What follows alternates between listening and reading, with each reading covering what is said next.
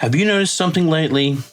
It feels like more and more people are going back to older games. Whether it's the Xbox 360, the PlayStation 3, older Nintendo consoles, or even a retro PC games, people seem to be falling back in love with them. At first you might think it's nostalgia, and yes, nostalgia definitely plays a part, and there's something special about booting up a game you played 10 or 15 years ago. It reminds you of a different time in your life. Maybe you had fewer responsibilities, maybe gaming with your mates every night was the norm, or maybe it just reminds you of a simpler time. But honestly, I think there's a lot more to it than just nostalgia.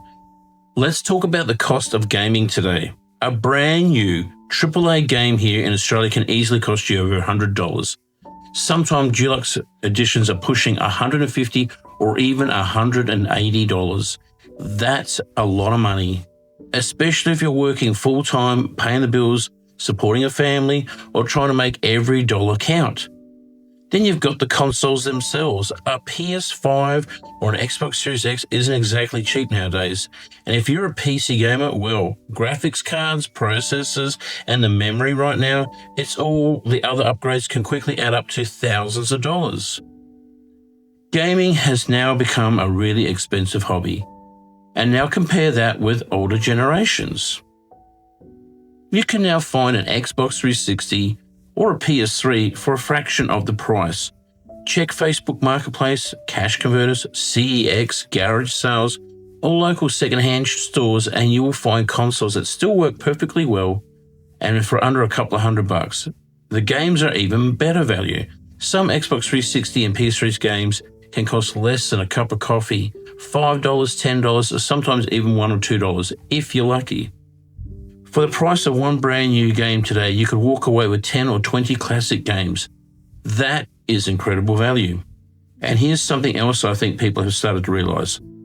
Older games were often realized as in much more complete state. These days, it feels like we're buying games that need a massive one-day patch before we can even play them. Then there are battle passes, cosmetic stores, season passes, microtransactions, live service updates, and sometimes you're paying full price for a game that still feels kind of unfinished. But back in the Xbox 360 and PS3 era, developers had to get it right before the disc went out the door. Sure, there was bugs now and then, but generally speaking, those games launched pretty well good. You brought the game, you put the disc in, and you played. No waiting for a 100 gig download update. No worrying about whether the servers would stay online, or just gaming. I think people miss that simplicity. I know I do. There's also something to be said about the gameplay. Many older games focused on being fun first. Developers weren't always trying to keep you engaged for hundreds of hours with endless progression systems or daily challenges. That goal was just simple. Make a great game and the people would remember. And they did. Games like the older Call of Duty titles, Halo, Gears of War, Burnout Paradise, Dead Space, Batman Arkham Asylum, Bioshock, Fallout 3, and Skyrim are still talked about today because they're generally great, fantastic games. They're timeless. I also think we're seeing a shift in how people spend their money.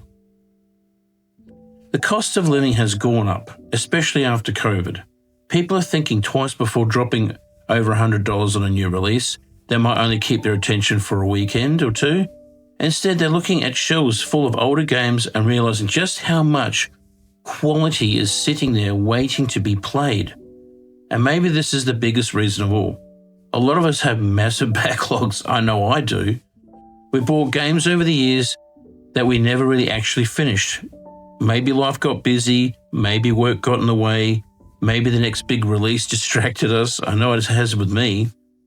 And now we're going back and finally giving those older games the time that they deserve. As someone in my 50s who works full-time, I completely understand it. But when I get home after a long day, I don't always need the latest and greatest graphics. I don't need ray tracing. I don't need 120 frames per second. I just want to relax and play a great game. If that game happens to be 15 or even 20 years old, who the bloody hell cares? Good games don't just suddenly become bad because they're old. In fact, many of them age incredibly well and still hold up today. So maybe we're entering a new era. Instead of constantly chasing the newest release, we're rediscovering the incredible libraries we already have. Gaming doesn't always have to mean buying the latest console or spending hundreds of dollars every month. Sometimes the best gaming experiences are already sitting on a shelf waiting to be played. I'd love to know what you think. Have you found yourself going back to older games recently? Is it because of the price, the nostalgia, the quality, or maybe all of the above? Let me know in the comments, because I have a feeling this retro gaming movement is only going to get bigger. Hey, thanks for sticking around this long to watch this video. And if you like this video, make sure you like, share, and subscribe. And I will see you guys on the next one. Take care for now, and much love. Wombat out.